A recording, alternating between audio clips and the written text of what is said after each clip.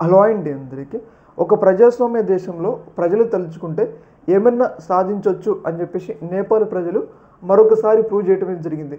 మనందరికీ తెలుసు, నిన్న నేపాల్ వ్యాప్తంగా చాలా పెద్ద స్థాయిలో ప్రొటెస్టులు, ఆందోళనలు జరిగింది. ముఖ్యంగా నేపాల్ రాజధాని కాఠ్మండ్లో కొన్ని వేల మంది నేపాల్ పార్లమెంట్ భవనాన్ని అయితే ముట్టడించడం జరిగింది నేపాల్ ప్రజలు. అయితే ఎందుకు వీళ్ళు ఈ స్థాయిలో నేపాల్లో ఇంత ప్రొటెస్టులు చేశారంటే, అక్కడున్న ప్రభుత్వం సోషల్ మీడియా ప్లాట్ఫామ్స్, ముఖ్యంగా యూట్యూబ్ కానీ, ఫేస్బుక్ కానీ, ఇన్స్టా కానీ, ఏదైతే ప్రజలు వినియోగించే సోషల్ మీడియా ప్లాట్ఫామ్స్ ఉన్నాయి కదా, ఈ సోషల్ మీడియా ప్లాట్ఫామ్స్ మీద బ్యాన్ విధించారనమాట. అంటే అవి వాడకుండా బ్యాన్ విధించారు.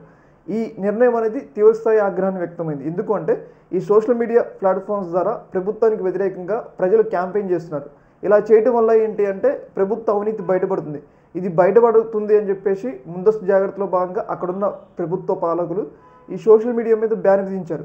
పైగా ఒకవైపు చాలా పెద్ద స్థాయిలో ప్రభుత్వ పెద్దల కరప్షను, అలాగే అక్కడున్న అధికారులు, అయితే ప్రభుత్వ అధికారుల కరప్షన్, ఇవన్నీ కూడా తీవ్రస్థాయి పరిణామాలకైతే దారి తీసిందనమాట.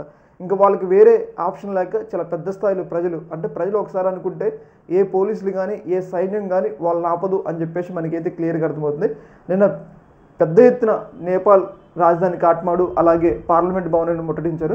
ఈ భవనంలో దాదాపు ఈ యొక్క ముట్టడిలో దాదాపు 19 మంది చనిపోయారు. అయినా 19 మంది చనిపోయినా కానీ అయితే నేపాల్ ప్రభుత్వాన్ని కిందకి తీసుకురాగలిగారు. అంటే ఒక సామెత ఉంటుంది కదా, బానిస సంఖ్యలు పోరాడితే పోయేదేం లేదు, బానిస సంఖ్యలు తప్ప. సేమ్ 19 మంది చనిపోయినా కానీ వాళ్ళు మాత్రం వాళ్ళు అనుకున్నది సాధించారనమాట. ఇవాళ రీసెంట్గా అయితే నేపాల్ ప్రభుత్వం ఆ సోషల్ మీడియాల మీద బ్యాన్ అయితే ఎత్తివేయడం జరిగింది.